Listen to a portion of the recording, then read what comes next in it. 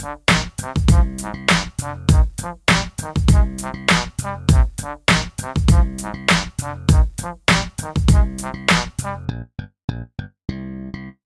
everybody! Well, we promised this. I am joined by Shay.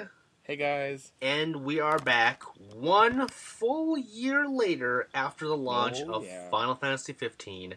And we have some things to say, and it's been building all year. Throughout all of our tiny little podcasts and mini video episodes we've done, we've always snuck in Final Fantasy 15 somehow, and we've been teasing this for months now. And I've cut a lot of that content out because I wanted to save it for this and to not have people get bogged down with Final Fantasy 15. And a lot of those conversations were really negative. But this is how we're going to break it down. We're going to go up to everything that released before Final Fantasy 15 and everything that has released after 15. All spin-off games for mobile, DLC, patches, some collaboration events. There is an ungodly amount of stuff that has released since Final Fantasy 15 a whole year ago. You would think that one video game, it would take years and years and years to build off all these spin-offs, but they're just smashing this stuff through, and it's kind of exhausting. There's some good stuff in here. So first, let's start off with that Uncovered event. They released that Platinum demo, which was Young Noctis. You know, it's kind of basically like a tech demo. And I'm super surprised, and that was on March 30th, 2016. And I'm still super surprised of all the spin-offs that have come out that we haven't got Young Noctis's adventures. And I kind of want to poise this for the end, but that would be kind of a cool spin-off that I could really get behind. Just because it's totally like Kingdom Hearts, and that's really kind of what I like about the series, the childish nonsense adventure. It boggles the mind. But let's move on. One of those spin-offs is, of course, Kingsglaive, and that came out on July 9th, 2016. Then shortly after that, the Brotherhood anime finished up. It started at the same day as Platinum Demo, that event, on the 30th, and then it ended on 9/17, pretty close to the release of the actual Final Fantasy 15. And it was around this time where it actually got delayed into November instead of it being October. But yeah, those, I didn't rewatch them for the purposes of this thing, but they were fine, but also just, what were they kind of thinking, I suppose? But then we got the actual meat, and we got Final Fantasy 15, released on November 29th, 2016. Yeah. So the anime served as nice nod-tos. It gave you some substance without really giving you anything. The Brotherhood was definitely a lot better than Kingsglaive, looking back on it. But actually, Kingsglaive seems to have a point, but we'll get to that later on. Right. So Final Fantasy 15, we had a spoiler cast. We had two, didn't we? Yeah, we did. We had two-parter for Final Fantasy 15, and we've talked to death about that thing, and we'll get to our thoughts about that towards the end of this thing as we get to this timeline. But next, technically, this launched alongside game. That's the King's Tale Final Fantasy 15. It released alongside it if you pre-ordered the game through GameStop, but it was released publicly for free this year on March 1st, and that's the first time I got to play it. And it's a really pretty pixel game, and it's a nice little beat 'em up, but it's also too just bogged down by really bad mechanics. It's really hard, and there's no multiplayer, which is exactly what you want for a beat 'em up. It had a very... It felt like it could have been very much like that Scott Pilgrim game from... That's what I was hoping for. That's still one of my favorite games of all time. Perfect multiplayer, friend, beat 'em up, and you just have fun. A lot of it wasn't even beat 'em up. It's a lot of dodging and a lot of parrying to get through. And monsters had so many hit points. It's just a cool idea, but I understand why no one talked about it when it released originally. And then even when it came out for free, everyone was pretty lukewarm to it. It was free or whatever. It is sitting in my PS4. I tried it the one day, and I was like, this is kind of weird. I'd rather just play 15. Yeah, it's okay. Next, Justice Monsters 5, released on February 7th, 2017. That was the pinball thing. Yep. So that released for mobile. And I didn't like that game in the actual Final Fantasy 15. And I didn't care for it that much on my phone. I liked it in 15. I just didn't see the point. Yeah, it was just, it's a cool kind of pinball game, but it was also kind of, you actually did damage to things, and it was I kind of wanted it to be more just like a pinball game instead of having all these weird RPG mechanics into it. Just seemed right. Yeah, because all the pinballs had special attacks, and it just seemed unnecessary. And there's a story too. It just it didn't need that. It really didn't need that. Remember, fingers in a lot of different projects. Yeah. So next we have episode Gladiolus, which released on March 28th. This was the first DLC for the game, and it focused on old Gladi and when he left the party for a little bit in 15. I can't remember around which chapter that was.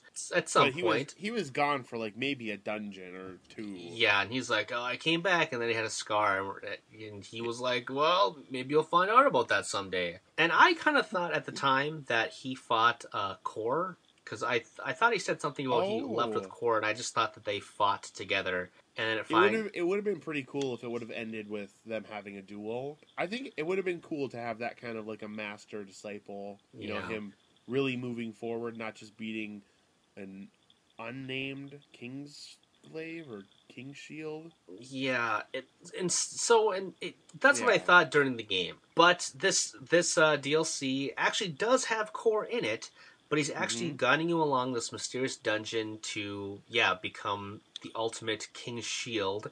You fight Gilgamesh, which is probably the weakest Gilgamesh I've ever seen. Like, just the character design. I was like, is that really what he looks like? And I was so pumped because I'm like, oh, they're going to play Clash on the Bridge. It's going to be so awesome. And I didn't really care for that version of the music.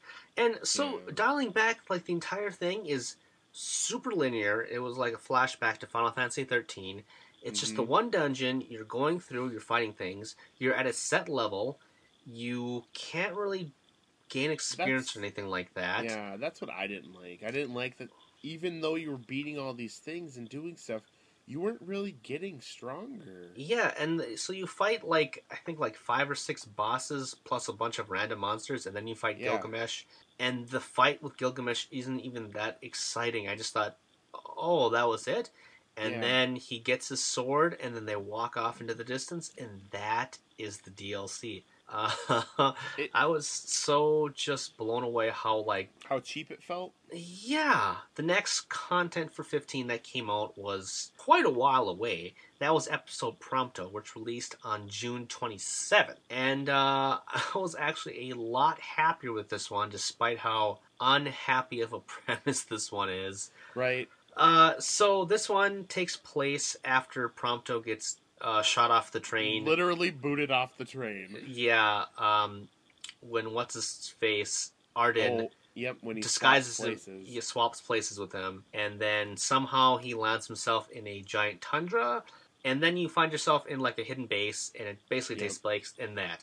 And then Arden gives you back your gun, and then you're just trying to survive while finding out the secrets.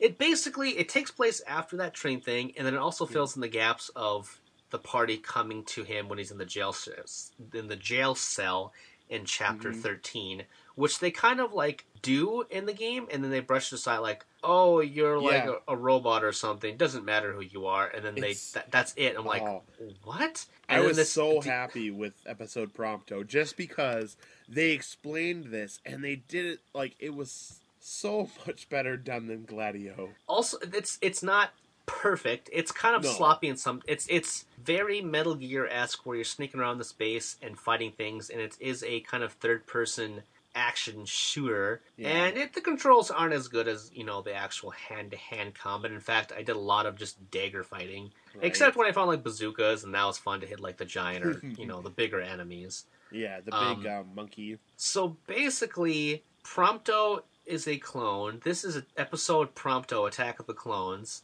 You find out that every Magitech soldier that you fought in the game essentially is also Prompto. So you're like, you killed like thousands of Prompto in the game. Yeah, you're killing all of his brothers. And Prompto is very unprompto in this episode. And it's It's very dark and out of nowhere, kind of. And it like, just seems like an unnecessary plot point that they kind of threw into 15 in general. Yeah. Like, again, I'm glad they explained it, but it just seems like, why? Why was that a thing? It's a lot better. There's a lot of really cool moments. There is actually open world sections, but they also feel unnecessary because you're also not leveling up, so it feels kind of pointless. The only reason you would do these missions is to get like parts for your snowmobile, to basically make it faster, to basically go to more quests faster. And it's like, okay, at least you're trying to be a little bit better than Gladiolus, but again, it's messy. The next game that released very soon after this is Final Fantasy 15 A New Empire, which released on the 29th of June. And I have never gotten an app so fast and uninstalled it. I played for probably 20 minutes. It is a city building game, essentially. And except for the character portraits, you would not think this is a Final Fantasy game at all. It seems like the most slapdash thing I've ever seen. I don't want to talk about it, really. But I mean, I just kind of... I didn't want to touch it, and I played enough of those games to know one when I see one. Yeah, it's basically... What you think it is exactly what it is. King's Knight Wrath of the Dark Dragon came out on September 13th. But yeah, it's still so strange because it's a remake of a really bad Squaresoft game from like, I think it's 86. It was before Final Fantasy came out.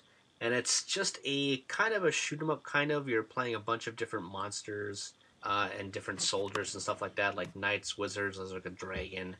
The remake is fine. It's kind of fun, but it's also just kind of needless and weird that they decided to remake this. There's a lot of grinding involved if you really want to do stuff, but yeah, it's it's there if you want it. Did you play this? No, I didn't even know this was out. Okay. And then we're coming into all the way to November. Final Fantasy 15 Comrades, that multiplayer expansion came out, and we've been messing around with that, and it has a lot of potential. It really does. It has a lot of potential, but the thing that drives me crazy, and it drives me crazy about Final Fantasy 15, because with all of its patches, they still have not fixed the load times. And it is so cumbersome to... First of all, Final Fantasy 15 Comrades, you make your own character. You are essentially a lost Kingsglaive member. And this takes place during the Dark Ages when Noctis is asleep, essentially, and the world is being taken over by monsters, and, the light is fading. So I thought, that's a really great part to actually make something that's, canon, but could conceivably be non-canon, because there's a huge gap in there. That would make sense. And I'm sure not sure, but you might die at the end of this expansion. Who knows? But anyway, you make your own character and you just go on like monster hunting missions, and it's pretty cool. And you're running around the city of Lastalum, and you can party up with random people. You can party up with AI. You party up with friends. Yeah, but so you choose a thing to go on a mission on, but the whole process just takes so long. You do one mission. The mission doesn't take that long. Then you have to load all the way back into the city. Then you have to go back to the actual dock where they have the actual missions. And if you want to keep on playing more and more missions, it just takes forever. Like the whole process from starting the mission, setting up the mission, to starting the mission, to playing the mission, then getting all the way back to that desk again, has to be like 10, 15 minutes with all the loads and everything, and it's just kind of insane. And I guess I would be more okay with it if you kind of it's not mission based, and maybe you're actually running around the world with people, like Destiny style, and then if you can team up if you want to, or there should be like a free mode where, hey, go into the world and just run up with people and just fight a bunch of monsters. And, the grinding is so crazy. It takes so long. The cool thing that I like about it is, you get experience, so you actually do level up. You get money so you can buy equipment, and there's lots of different gear you can have, including costumes and different weapons. You can upgrade your weapons. And you actually earn energy, which helps light up the city so that, the darkness doesn't consume it. And you get actually a lot of that. And that's kind of like a sphere grid where you unlock different outposts, and that actually powers you up or gives you rewards, gives new places to go to. So that's kind of a cool leveling system, but actually leveling up like your experience takes a long time. But I guess that's fine because, again, you are getting progress in somewhat. It's just bad because of how long it takes because of all the loads and whatnot. That's the only thing that I really have to criticize the game. Otherwise, I think it's a really cool idea. I think out of all the ideas that they've had, this one works the best. But yeah, those load times, holy cow. They could do something. Yeah, well, you know what? I conspiracy theory, that's why they release so many mobile games. Like, well, you need to do something while you're waiting for our dumb game to load. Oh, man. I've just been... Truth be told. Okay, so that's that. And the other thing that just released pretty much alongside it is Monster of the Deep, Final Fantasy 15, which is that VR game where you're... And I just found this out. I thought you were playing as Noctis or Prompto or somebody. You're actually some unnamed individual that comes up to the party, and Noctis trains to be like a master fisherman. Oh my god. Yeah, and it actually kind of looks cool. I have yet to put on a PlayStation VR or any VR headset. And so, fishing was okay in the game. There was nothing that I was like, I need to play more of this. But some of the trailers do look interesting where the monsters are a little bit bigger and you're actually maybe doing a little bit of fighting, or at least the bros are doing some fighting for you. Yeah. But it's like $30 for like a fishing thing. A fishing game that I'm not sure I would even like. Yeah, it's but that is everything that has released so far with Final Fantasy 15, and we do have some things to look forward to. The last episode Ignis, is releasing on December 13th, which looks pretty cool. Yeah. There's the Pocket Edition Final Fantasy 15, which you can pre-register now, but the release date is nowhere to be found. Maybe this is old news. Maybe the game secretly came out by the time I put this up for the actual anniversary. That's another spin-off that I didn't see coming that I actually am very curious about. For those that don't know, it's basically like a chibi version of the entire game, seemingly, of 15. It's releasing for Android and iOS and Windows, so you can play it on PC, but no portable systems or consoles for now, at least. I keep asking you if there's any news on a portable version. Yeah, it's very strange, but it's I can't remember what the pricing structure is. But if you want to buy all the episodes together, it's $20, which I think is very reasonable with Square Enix if it's the entire game in some kind of, compound feature. Right. And then also, I almost forgot about this, but they're releasing that PC version next year as well. And that should be cool. I'm really looking forward to see how the community goes onto that, because, they can maybe mod things into their, better loading times. Or maybe they can add new characters, maybe you could actually, somehow hack it so they can actually play Sydney. I mean, that would be cool, but... Or play as Talcott. Who doesn't want to play as that kid? Yeah. So yeah, that was Final Fantasy 15. Okay, Shay, it's time to talk about the patches. And I'm not going to talk about every single patch. Oh, 1.1 added this, or 1.2 added this. I'm just going to be talking about the stuff that they added. They've added so much stuff, and they actually haven't fixed as much stuff that I thought they were going to. Originally, Shay and I wanted to replay the entire thing for, this 1 year later bit that we pretty much planned this, a couple months after actually beating the game, because we just figured that, all this stuff would be done by now, but it's still going on. So much so that they've entitled this thing, Welcome to the Final Fantasy 15 universe. And it's like, oh, guys, you are milking this so much, and you still haven't fixed the main game. So the things they've added, a lot of positives. New Game Plus. That is very cool. I'm always a big fan of New Game Plus. They raised the level cap from 99 to 120, which is kind of a strange thing, a very arbitrary number, but sure, why not? You can You can listen to Why music not? while riding chocobos now, even though that doesn't really make sense. Okay. Or cell phones. Speaking of riding things, there's the Regalia Type D, which is actually really awesome. It looks so stupid. When I saw it in the trailers, when they teased it for one of the updates, I was like, you get a monster truck? That looks stupid. But I prefer it more than flying around, because flying around still sucks. But I can't believe you couldn't ride the car anywhere else but the road in the original. And so now they kind of fixed that. Now you can go anywhere, and it's cool. You can actually do some jumps, and I was having a blast just kind of monkeying around with it. I had a Dukes of Hazzard moment where I went down this mountain with it, and I flew for a good, 3 minutes. Looks like those Noctis boys are at it again. Yeehaw! I only incurred 40% damage. There's the Magic Tech exosuit, which, like I told you before, originally they all were colored and they looked more like Power Rangers, at least what the new CG, what they look like in that Power Rangers reboot movie. But then Saban was like, no, that looks too much like Power Rangers. You can tone that so down. now it looks really ugly. They added the Bestiary, which is pretty cool.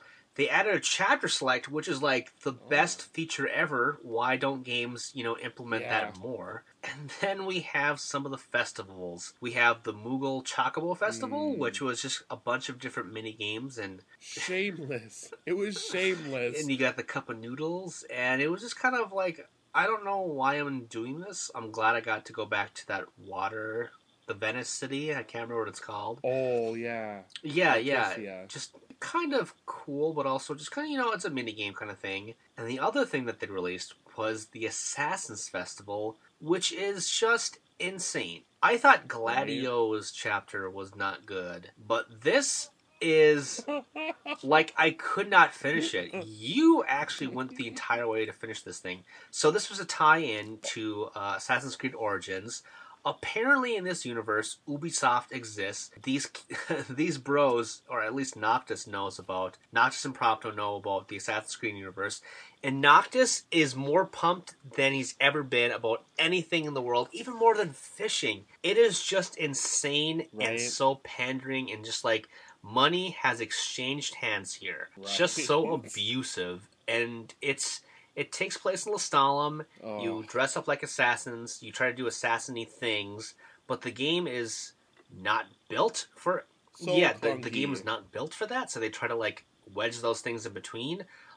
How to stealth characters. But then when you get caught, you have to, really run from things. But you can't really jump and hide like you can in Assassin's Creed. It's really clunky how you do that stuff, and it just got so frustrating, and sneaking around, and it just... I got frustrated at the wazoo, because no matter where I hid, things seem to find you, and they drag you out. It's not fun. The entire time you're trying to assassinate that one... Yeah, you're trying to assassinate Loki. Is that how that game ends? It says do you kill him? Oh yeah, you beat him because he's in a... he looks identical to that Magitech armor soldier you fight near the beginning of 15. I thought that was supposed to be him. When he has slightly darker hair and he wears green instead of red. So even characters get palette swapped just like the monsters. Real good design there. Yeah, I don't know why this thing exists. It's kind of a cool... I was like, wow, I can't believe this thing actually happened. It just feels icky to me. Real icky. Yeah, this feels like some kind of backroom exchange. Yeah, and I'm totally fine with them doing that kind of stuff if they do it right, but it's just not fun. This makes me think the Moogle thing Yeah, is that's cool. a 10 out of 10 compared to this. This is shameless.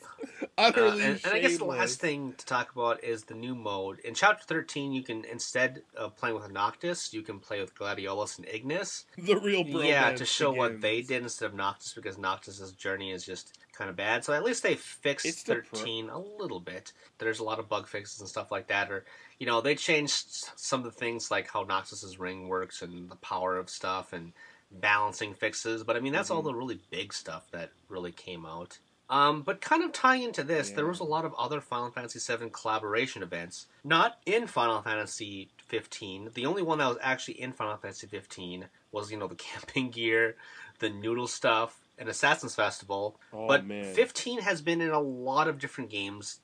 an insane amount of games. Again, I teased at the beginning of this show that there's a lot to talk about, and there's like 20, 30 items on this list that we're going through. It's just insane. Not for collaborations, but all the content in general. And again, this is 1 year. 1 year time. Okay, so some obvious ones. Mobius Final Fantasy, there was an event in there, which that game is pretty much you're going through Final Fantasy World, so that's to be expected. Right.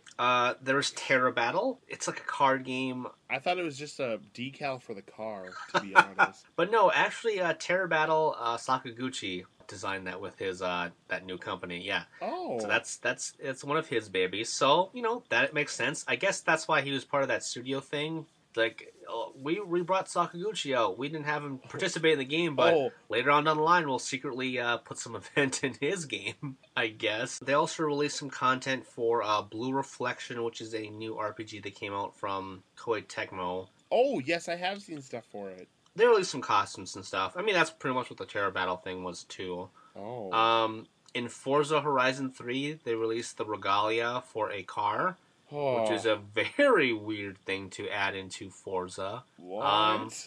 Final Fantasy Brave Exvius, again, you kind of expect that content to be in these mobile spin-offs. And there's 2 unreleased games so far. Firstly, Noctis is going to be in the new Dissidia game, Dissidia Final Fantasy NT, which is a dumb name, but whatever. Right. And then he's going to be in Tekken 7. Did you see this? Yeah, I did see that, and I was like, why Tekken? Feels more like a Soul Calibur type of thing. Noctis is kind of OP for Tekken characters. Well, I'm sure... I'm sure they're going to ridiculously, nerf him, but... People are thrown into volcanoes and they come out fine, so, I mean... who's really fine in that series? Right? So, yeah, I mean, and that's...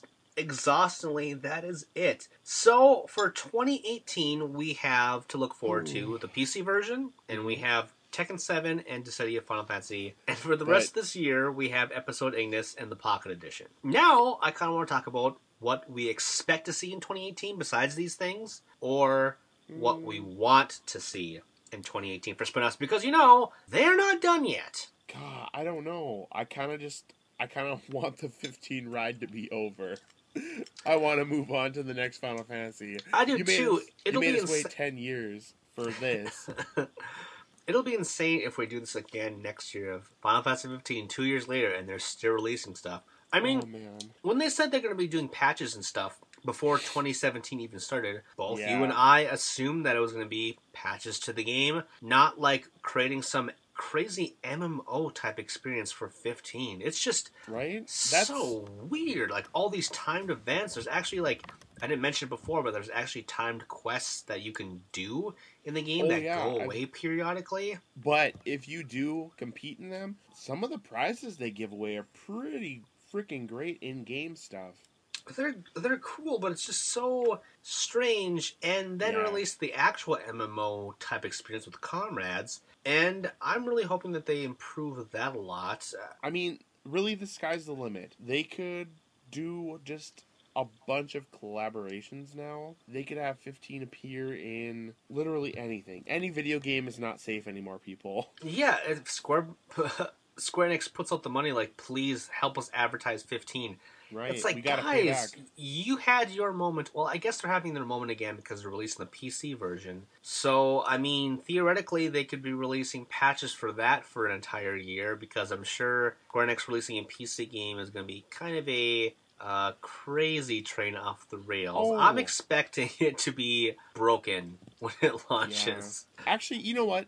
I hope they have a Lunafreya spinoff. Just to throw that out there. I feel like Before she dies? Yeah. When she's a kid, right after meeting Noctis, when her and her brother get taken to the Empire, when she starts connecting with the gods. I just feel like that's going to be depressing as well. Oh man, it will be so sad. It will be so sad. Oh my god. How about just a dog game? How about you play as the dogs? Oh man. No, you know what? That could be very fun. Okami. Yeah, except you're Ebony and Ivory. What were the dogs? I don't know. It's not Ebony. Ebony and Ivory. Well, because one was black and one was white. It's like Uranus or something like that. It's one of them is with a U or something. what if the Dark One, he's the one that time travels. So what if he just time travels to different Final Fantasy games? Man. And they make a Kingdom Hearts game not with Noctis, but with the dog. So it would be Okami, but it's Kingdom Hearts. But instead of Disney Worlds, you're actually going to all the Final Fantasy universes, except for the MMOs, because that would be strange and kind of weird. Right. And obviously 15, because that's where it exists. So you're going through 1 through 13, visiting little scenarios and stuff. I could see that being, if they go full out wacky, I think that could be kind of cute. I want Luna Freya to be in it too, because I feel like she should get a time as a party member. Come on, Square, take our ideas. I dare you. And I wonder how many of these things that they made, and someone said, I wish there was a city building game for my phone. Come on, Square, I dare you. Yeah, I dare you. Oh crap, they did it. Oh no. It's great that they didn't abandon the game and say, well, this is the thing you're going to get, we're not going to patch the game. It's really cool that they released all these patches for free. Gladio's DLC was not good. Prompto was better. Hopefully Ignis will be the best. I like the idea of Comrades. It's clunky, but I like the idea. The Pocket Edition also looks really cool. That's some good stuff. In the sea of everything else that wasn't good, that's like 4 or 5 good ideas out of, 20-something. Well, and I mean, all the patch stuff is really good, too. The monster truck is pretty cool. It's just very uneven, just like our experience with the actual game itself, so it's unsurprising that, of course, the content released afterwards is also going to be kind of wishy-washy. But yeah, it's... all these things are so unpredictable that I really, like you said, sky's the limit. There's no, it could be anything. Noctis could be in a Disney movie as he could be like Wreck-It Ralph, for crying out loud. Yeah. It could be anything. Assassin's Creed happened! It can be anything! But I wish they would just move on. This is not what Final Fantasy, this is not what we wanted from Final Fantasy 15. We wanted the game. We weren't excited about this universe because we weren't into it yet, and it's they're trying to make money back on this huge 10-year investment, but they're doing it in a weird, just a smudged way, and I just don't know how to fix it. I don't know when they're going to stop. If they should stop, are we going to be doing these things every single year? A check-in. I just want them to move on to their next project. I will literally take anything, but I'm hoping, Square, that up your sleeve, you're going to sprinkle some Final Fantasy 16 news on us. I mean, I'm still loving 15 for what it is, and I ended up liking the game more than the 10 years of cynicism and depression led me to want to believe.